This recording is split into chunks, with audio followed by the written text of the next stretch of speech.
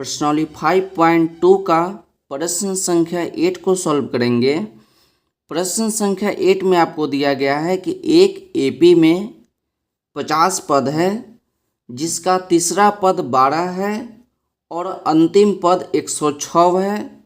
इसका 29वां पद ज्ञात कीजिए। तो सबसे पहले आप प्रश्न को समझिए, उसके बाद हम प्रश्न को बहुत ही अच्छे तरीक़ा से सॉल्व करेंगे। तो हमने यहाँ पर ही एक अपना मन से एपी लिया गया है जो कि आपको समझाने के लिए है। ये प्रश्न का एपी नहीं है, हमने अपना मन से एपी लिया है जिससे हम आपको समझाएंगे। तो आप जानते हैं कि एपी का प्रथम पद, ये एपी का प्रथम पद है, ये आपका दूसरा पद है, ये आपका तीसरा पद है, ये आपका चौथा पद है और ये वाला आपका अंतिम पद है। तो प्रथम पद को हम लोग ए से प्रेजेंट करते हैं, प्रथम पद को ए से प्रेजेंट करते हैं। दूसरा पद को हम लोग ए प्लस डी लिखते हैं, दूसरा पद को हम लोग ए प्लस डी लिखते हैं। तीसरा पद को हम लोग लिखते हैं ए प्लस 2d, ए प्लस 2d और चौथा पद को लिखते हैं ए प्लस 3d, ए प्लस 3d डॉट डॉट। ये वाला आपका जो है अंतिम पद है और अंतिम पद को हम लोग लिखते हैं ए एन से, अंतिम पद को हम लोग ए एन से प्रेजेंट करते हैं। तो आप ध्यान से समझिएगा कि हम आपको क्या बता रहे हैं। प्रथम पद को ए, दूसरा पद को ए प्लस डी, तीसरा पद देख रहे हैं कि ए प्लस 2d हो गया, चौथा पद देख रहे थे ए प्लस 3d हो गया। तो देख रहे हैं क्या कि जब चौथा पद पूछा तो ए प्लस 3d हो गया, जब तीसरा पद पूछा तो ए प्लस 2d हो गया।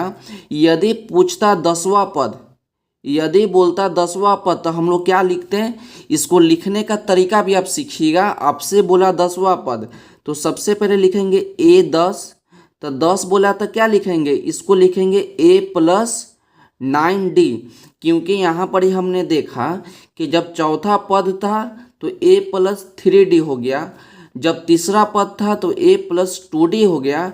यदि रहता 50वां पद, जब रहेगा 50वां पद तो इसको क्या लिखेंगे, तो ए 50 और उसके बाद लिखेंगे ए प्लस 49d। आप इसको डायरेक्ट लिखिएगा।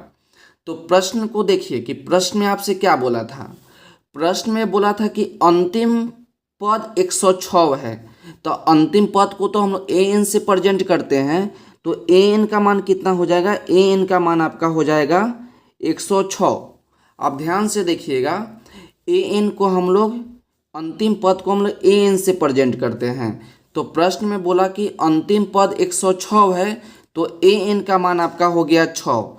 उसके बाद बोला कि तीसरा पद 12 है, प्रश्न में बोला कि तीसरा पद 12 है, तो तीसरा पद को हम लोग ए प्लस 2d लिखते हैं और तीसरा पद को हम लोग इस प्रकार से लिखते हैं ना, तीसरा पद तो ए थ्री और इसको लिखेंगे ए प्लस 2d।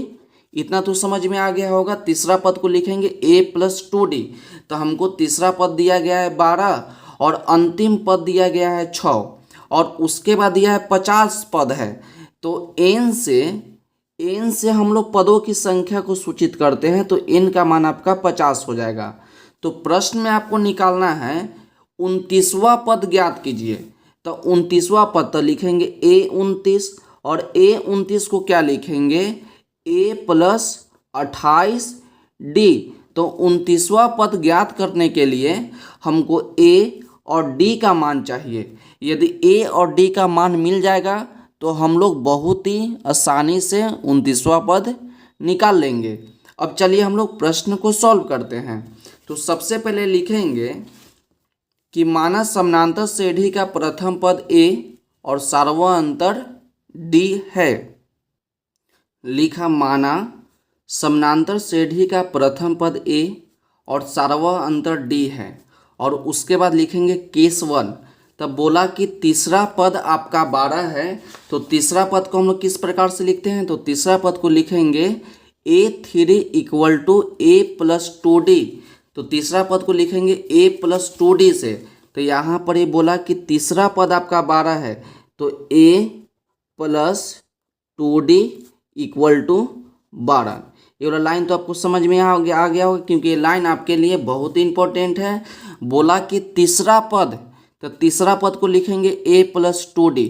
तो तीसरा पद कितना है, तो तीसरा पद आपका 12 है, तो ये आपका हो गया समीकरण 1। उसका लिखेंगे केस 2। तो प्रश्न में बोला कि एक एपी में 50 पद है, तो 50 क्या है, n का मान है, तो n का मान आपका 50 हो गया। क्योंकि आप जानते हैं कि पदों की संख्या को हम लोग n से सूचित करते हैं। तो बोला प्रश्न में कि 50 पद है, तो n का मान आपका 50 हो गया।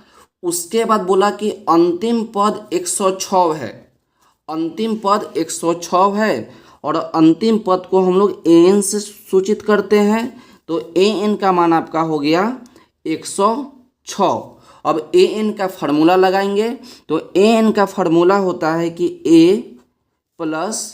a+n-1 into d equal to आपका हो जाएगा 106। तो n का मान आपका 50 आ गया, तो a+n का मान आप 50 लिख दीजिए, तो 50 - 1 इंटू d इक्वल टू आपका हो जाएगा 106। जब इसको सॉल्व कीजिएगा तो आपका हो जाएगा a+50 - 1, तो आपका हो जाएगा 49d इक्वल टू आपका हो जाएगा 106, और इसको मान लेंगे हम लोग समीकरण 2। अब हम लोग क्या करेंगे, समीकरण 1 और समीकरण 2 के हल करेंगे। तो नीचे लिखेंगे हम लोग समीकरण 1 और समीकरण 2 से। नीचे लिख लिए समीकरण 1 व समीकरण 2 से, और दोनों समीकरण को हम लोग लिख लिए। अब हम लोग क्या करेंगे, समीकरण 1 और समीकरण 2 को हल करेंगे और a और d का मान निकालेंगे। तो देख रहे हैं कि दोनों जगह a है, तो दोनों आपको आपस में बराबर है। तो a के बगल में कुछ नहीं तो प्लस है, तो प्लस रहेगा तो यहाँ पर माइनस कर देंगे, प्लस है तो माइनस कर देंगे, और 106 के पीछे कुछ नहीं तो प्लस है, तो हम लोग माइनस कर देंगे। तो हम लोग यहाँ पर ही माइनस किए, मतलब कि घटाने पड़ते हैं, यहाँ पर लिख देंगे घटाने पर। अब आपको यहाँ पर क्या हो गया, ए जो है आपका माइनस में हो गया, 49d जो था अब आपका माइनस में हो गया, 106 भी आपका माइनस में हो गया।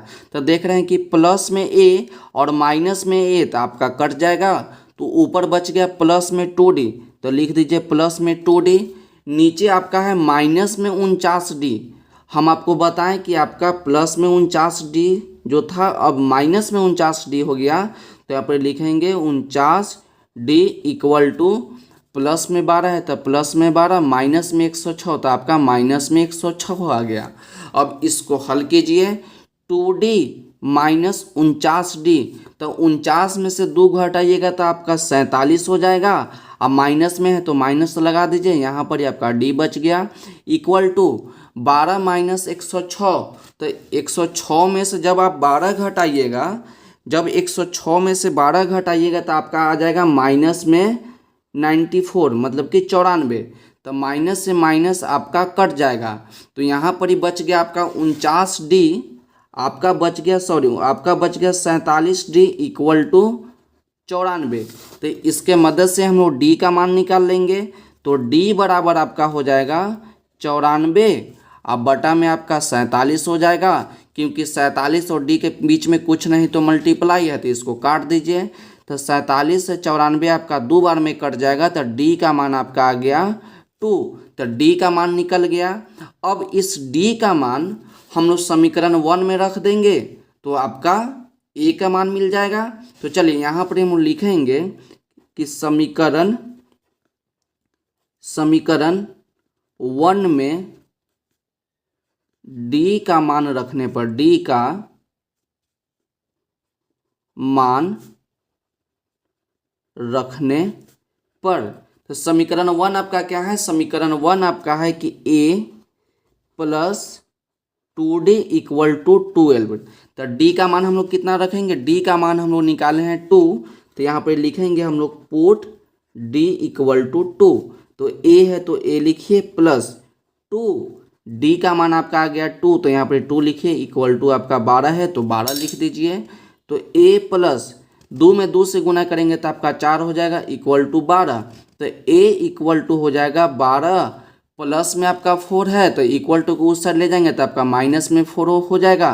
तो ए का मान आपका आ गया 8।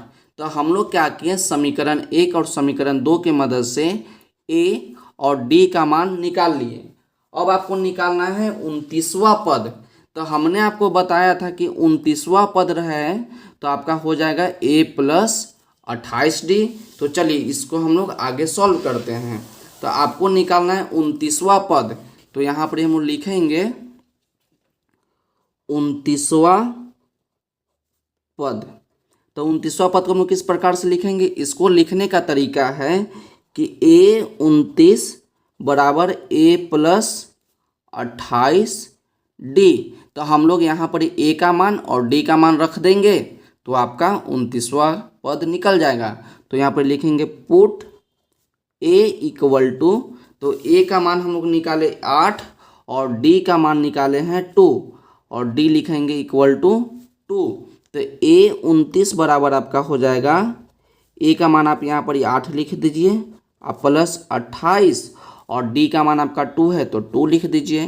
तो a29 बराबर आपका हो जाएगा 8 आप प्लस 28 को 2 से गुना करेंगे तो आपका हो जाएगा 56। तो a29 बराबर जब इसको आप जोड़िएगा तो आपका हो जाएगा 64। तो 29वां पद आपका कितना निकल गया, तो 29वां पद आपका निकल गया 64। तो लिखेंगे यहाँ पर ही कि अतः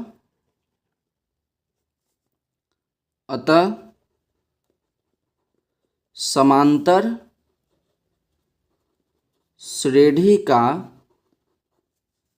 29वां पद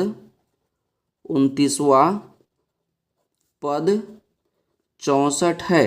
तो यहीं पर ये प्रश्न जो है आपका कंप्लीट होता है। तो एक बार प्रश्न को आप अच्छे तरीक़ा से देखिए और इसका स्क्रीनशॉट ले लीजिए ताकि बाद में इसको आप नोट कर सकें। तो ये आपका हो जाएगा भाग 1, इसका शॉट ले लीजिए। उसका नीचे आपका हो जाएगा,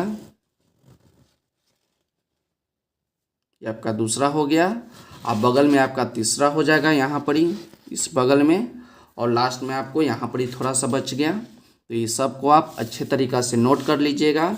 यदि आपको वीडियो में कहीं भी कुछ भी न समझ में आया होगा तो आप हमें कमेंट करके ज़रूर बताइएगा। और वीडियो अच्छा लगा हो तो वीडियो को लाइक कर दीजिएगा, अपने दोस्तों को साथ शेयर कर दीजिएगा और चैनल को सब्सक्राइब भी कर दीजिएगा।